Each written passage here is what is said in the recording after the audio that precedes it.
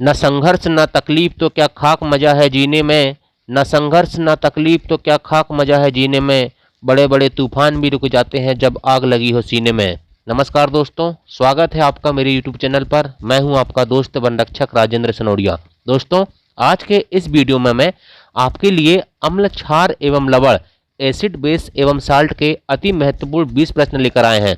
दोस्तों, पिछले वीडियो में मैंने इसी टॉपिक के अम्ल, क्षार एवं लवण के अति महत्वपूर्ण 25 प्रश्नों को सॉल्व करवाया था। अगर अभी तक आपने उस वीडियो को नहीं देखा है तो उस वीडियो को जरूर देख लें, ठीक है। क्योंकि दोस्तों, जैसे मैंने बताया हूं कि एमपी फॉरेस्ट गार्ड में साइंस में जो क्वेश्चन आते हैं वो एनसीईआरटी से ही आते हैं। इसलिए दोस्तों पूरे ध्यान से पढ़िए। और आपसे मेरी एक रिक्वेस्ट है दोस्तों कि यदि आपने अभी तक मेरे चैनल को सब्सक्राइब नहीं किया है तो मेरे चैनल को सब्सक्राइब करिए, ठीक है, और वीडियो को लाइक करिए, ठीक है, और दोस्तों को शेयर कीजिए।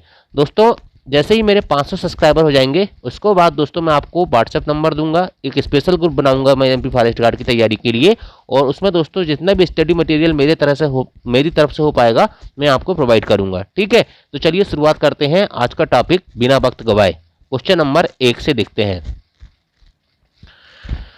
क्वेश्चन नंबर 1 है, सोडियम क्लोराइड के जलीय विलयन से विद्युत धारा प्रवाहित करने पर निम्न में से क्या उत्पन्न होता है। ठीक है, बहुत ध्यान से देखेंगे दोस्तों कि सोडियम क्लोराइड के जलीय विलयन से विद्युत धारा प्रवाहित करने पर निम्न में से क्या उत्पन्न होता है। दोस्तों, अगर अभी आपने मेरा पिछला वीडियो नहीं देखा है तो उस वीडियो को देख लें, क्योंकि उस वीडियो को देखने के बाद ही आपको इसके कुछ क्वेश्चन समझ में आएंगे, ठीक है। और यदि आप ऐसे समझ सकते हो तो ये आपके बेसिक के ऊपर डिपेंड करता है। चलिए ठीक है, क्वेश्चन देखते हैं। सोडियम क्लोराइड के जलीय विलयन से विद्युत धारा प्रवाहित करने पर निम्न में से क्या उत्पन्न होता है। ऑप्शन दिए हुए हैं NOH मतलब सोडियम हाइड्रोक्साइड, Cl2 Cl2 मतलब क्लोरीन गैस, H2 मतलब हाइड्रोजन गैस, ठीक है। तो पूछ रहा है क्या उत्पन्न होता है, ठीक है। तो इसका राइट आंसर हो जाएगा दोस्तों इनमें से सभी, ठीक है। देखिए क्या होता है, सोडियम क्लोराइड क्या होता है आपको तो पता होगा, बच्चे जानते हैं NaCl होता है सोडियम क्लोराइड का फार्मूला, ठीक है। इसमें क्या होता है, जब विद्युत धारा प्रवाहित करते हैं ना दोस्तों तो क्या बचता है, NaOH बनता है, ठीक है। इसके बाद दोस्तों क्लोरीन गैस बनती है और हाइड्रोजन गैस बनती है, तो तीनों चीज निकलते हैं, ठीक है। तो बहुत अच्छे से याद रखना, जब सोडियम क्लोराइड के जलीय विलयन में से विद्युत धारा प्रवाहित होगी तो सोडियम हाइड्रोक्साइड भी बनेगा, क्लोरीन गैस भी बनेगी और हाइड्रोजन गैस भी बनती है, ठीक है। तो इसका राइट आंसर हो जाएगा ऑप्शन नंबर डी, इनमें से सभी। नेक्स्ट क्वेश्चन देखते हैं। निम्न में से किसके लिए सोडियम हाइड्रोक्साइड NaOH का उपयोग किया जाता है या प्रयोग किया जाता है, ठीक है। साबुन और अपमार्जक बनाने में, कागज बनाने में, कृत्रिम फाइबर बनाने में, या इनमें से सभी। तो इसका राइट आंसर हो जाएगा दोस्तों इनमें से सभी। साबुन और अपमार्जक बनाने में, कागज बनाने में और कृत्रिम फाइबर बनाने में इसका प्रयोग किया जाता है, सोडियम हाइड्रोक्साइड का प्रयोग किया जाता है, NaOH का प्रयोग किया जाता है। नेक्स्ट क्वेश्चन देखते हैं। बिरंजक चूर्ण का निर्माण किससे होता है, ठीक है। बहुत ध्यान से देखेंगे कि बिरंजक चूर्ण का निर्माण किससे होता है। ऑप्शन दिए हुए दोस्तों चूना और क्लोरीन से। ऑप्शन नंबर बी है शुष्क बुझा चूना और क्लोरीन से। नंबर तीसरा है संगमरमर और क्लोरीन से। शुष्क बुझा हुआ चूना और हाइड्रोजन से, ठीक है। तो देखिए दोस्तों, सबसे पहले तो आपको ये पता होना चाहिए कि शुष्क बुझा हुआ चूना जो होता है उसका फार्मूला क्या होता है, ठीक है। तो उसका फार्मूला होता है CaOH का होल ट्वाइस 2, ठीक है। इसमें से कौन सी गैस प्रवाहित होगी, क्लोरीन गैस, ठीक है, Cl2, ठीक है। देखिए शुष्क बुझा चूना में जब क्लोरीन गैस प्रवाहित करते हैं तो क्या बनता है, CaOCl2, ठीक है। ये बिरंजक चूर्ण का फार्मूला है। मैं एक बार और लिख देता हूँ। याद रखना दोस्तों, डायरेक्ट पूछता है कभी कभी कि बिरंजक चूर्ण का फार्मूला क्या होता है, CaOCl2, ये बिरंजक चूर्ण का फार्मूला भी होता है, ठीक है। तो शुष्क बुझा हुआ चूना और शुष्क बुझा हुआ चूना में क्लोरीन गैस प्रवाहित होने पर बिरंजक चूर्ण का निर्माण होता है, ठीक है। ऑप्शन नंबर बी सही हो जाएगा। और बिरंजक चूर्ण का फार्मूला क्या होता है, CaOCl2, ठीक है। नेक्स्ट क्वेश्चन देखते हैं। बिरंजक चूर्ण का उपयोग किया जाता है वस्त्र उद्योग और कागज की फैक्ट्री में जल को जीवाणु मुक्त करने के लिए, रासायनिक उद्योग में एक उपचायक के रूप में, इनमें से सभी। तो इसका राइट आंसर हो जाएगा दोस्तों इनमें से सभी। मतलब वस्त्र उद्योग और कागज की फैक्ट्री में भी जल को जीवाणु से मुक्त करने के लिए, ये बहुत इंपॉर्टेंट है, जल को जीवाणु से मुक्त करने के लिए किसका उपयोग किया जाता है, बिरंजक चूर्ण का उपयोग किया जाता है। और रासायनिक उद्योग में एक उपचायक के रूप में भी बिरंजक चूर्ण का उपयोग किया जाता है। इसलिए इसका राइट आंसर हो जाएगा ऑप्शन नंबर डी, इनमें से सभी जगह में क्या होता है, बिरंजक चूर्ण CaOCl2 का उपयोग किया जाता है। एक बार और मैं आपको फार्मूला बता देता हूँ, CaOCl2, ठीक है। बार बार याद करना पड़ेगा दोस्तों आपको, ये फार्मूला बहुत इंपॉर्टेंट है। डायरेक्ट पूछता है कि बिरंजक चूर्ण का फार्मूला क्या होता है, ठीक है। नेक्स्ट क्वेश्चन देखते हैं। बेकिंग सोडा का रासायनिक सूत्र क्या है, ठीक है। बेकिंग सोडा का रासायनिक सूत्र क्या है। बेकिंग सोडा का रासायनिक सूत्र क्या है। देखिए बेकिंग सोडा का रासायनिक सूत्र होता है दोस्तों NaHCO3। क्या, NaHCO3, इसके कहते हैं सोडियम सोडियम बाई कार्बोनेट, ठीक है, सोडियम बाई कार्बोनेट, ठीक है। इससे पहले भी दोस्तों मैं आपको वीडियो में बता चुका हूँ कि सोडियम बाई कार्बोनेट का निर्माण कैसे होता है, ठीक है। तो यदि आपने अभी उस वीडियो को नहीं देखा तो उसको जाके जरूर देखें।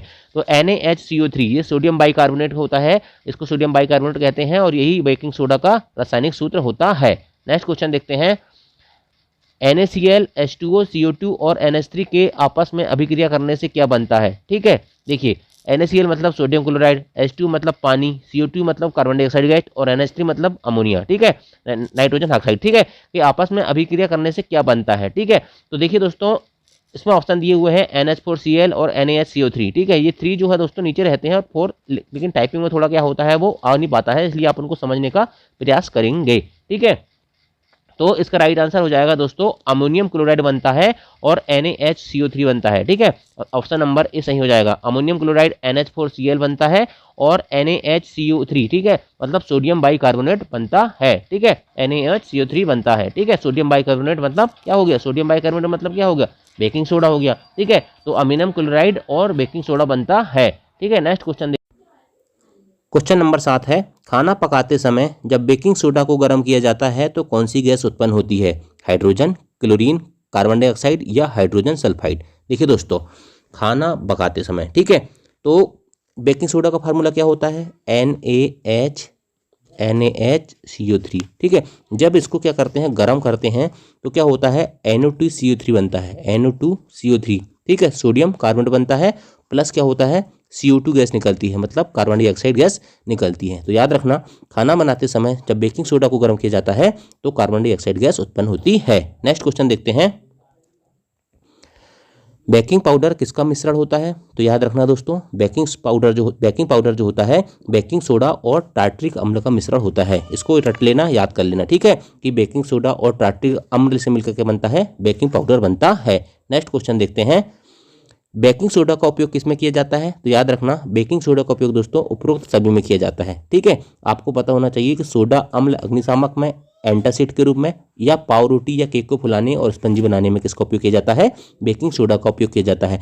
एंटासिड मतलब दोस्तों बता देता हूँ कि एंटासिड मतलब होता है कि जैसे मान चलो आपको गैस जो बनती है ना, ठीक है, बहुत ज़्यादा गैस बनती है तो आप क्या पीते हो, इनो वगैरह पीते हो ना, वो क्या होता है क्षारीय होता है और गैस बनती है किसके कारण, अम्ल की मात्रा ज़्यादा होने के कारण। तो अम्ल प्लस क्षार क्या हो जाता है, उदासीन हो जाता है और लवण में कन्वर्ट हो जाता है, प्लस क्या देता है, जल देता है। इस प्रक्रिया को कहते हैं हम उदासीनीकरण कहते हैं, ठीक है।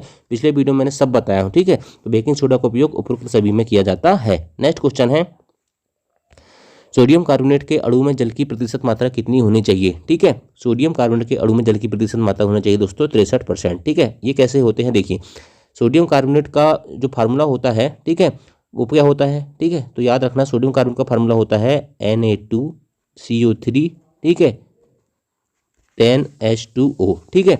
अब क्या होता है सोडियम कार्बोनेट का द्रव्यमान कितना होता है, टोटल का 286 होता है, ठीक है। इसमें जल के कितने अणु हैं, 10 अणु हैं, ठीक है। और एक अणु का द्रव्यमान कितना होता है 18 ग्राम, तो 10 का कितना हो जाएगा, 10 का कितना हो जाएगा 180 हो जाएगा ना। तो 180 बटे 286 गुणित 100 कर देंगे तो ये निकल के आ जाएगा आपका 63%, ठीक है, आपको याद होना चाहिए। नेक्स्ट क्वेश्चन देखते हैं, धोने के सोडा का उपयोग के संबंध में कौन सा कथन सत्य है। घरों की सफाई में, बिल्कुल सही बात, ठीक है, घरों की सफाई में।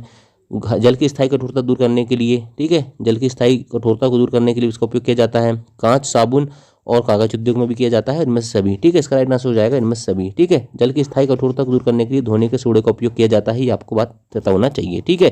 धोने के सोडे का फार्मूला क्या होता है आप कमेंट बॉक्स पे कमेंट करके बताएं, ठीक है, मैंने पिछले वीडियो में आपको सब बताया हूँ, ठीक है।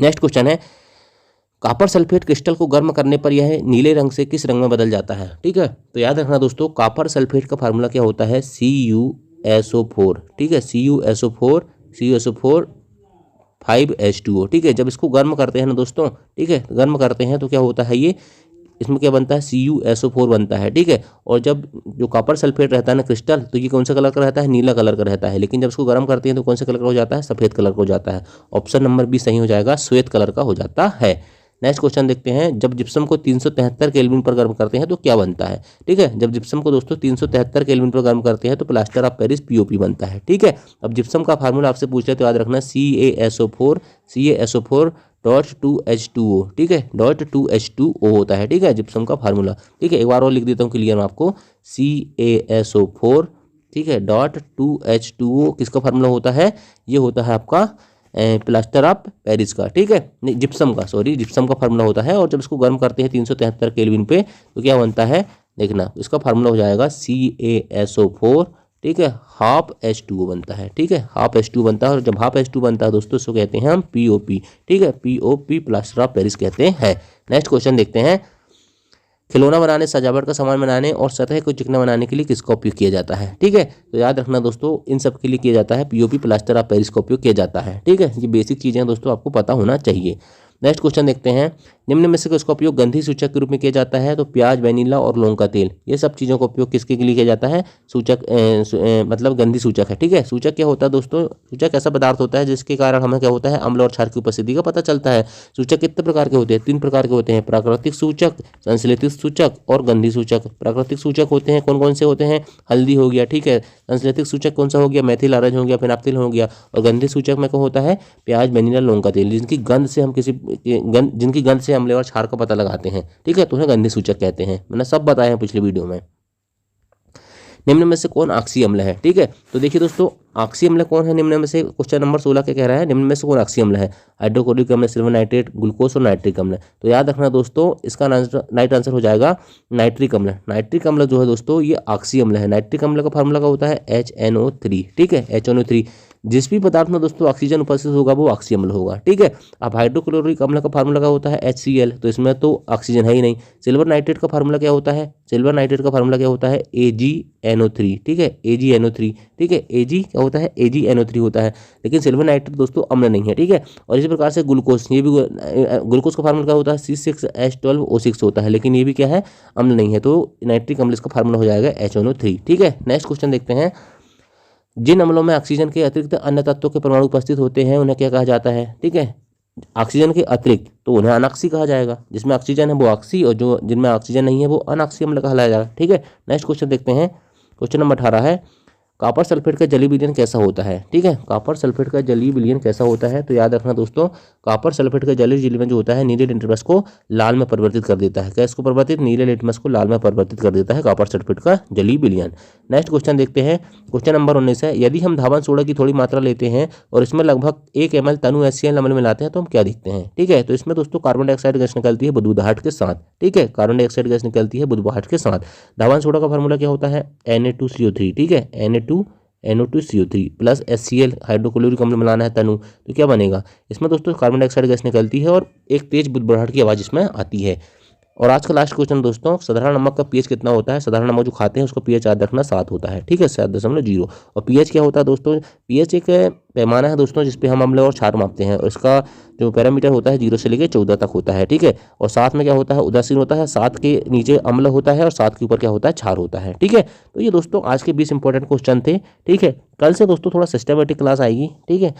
पहले अब मैं क्या करूँगा, पहले आपको टॉपिक पढ़ाऊंगा, ठीक है, पहले टॉपिक पढ़ाऊंगा और टॉपिक भले जितने भी लेक्चर में कंप्लीट हो टॉपिक, लेकिन टॉपिक कंप्लीट करने के बाद मैं कोशिश करूंगा कि एक वीडियो में पूरे MCQ आपको पूरे क्लियर कर दूं, ठीक है। तो कल से सिस्टमेटिक तरीके से लाऊंगा, पहले मैं टॉपिक को पढ़ाऊंगा आपको, ठीक है, पहले पूरा टॉपिक उसकी थ्योरी पढ़ाऊंगा और उसके बाद आपको उसके MCQ सॉल्व कराऊंगा। यदि वीडियो पसंद आया तो शेयर करें, लाइक करें और चैनल को सब्सक्राइब करें। थैंक यू, जय हिंद, जय भारत।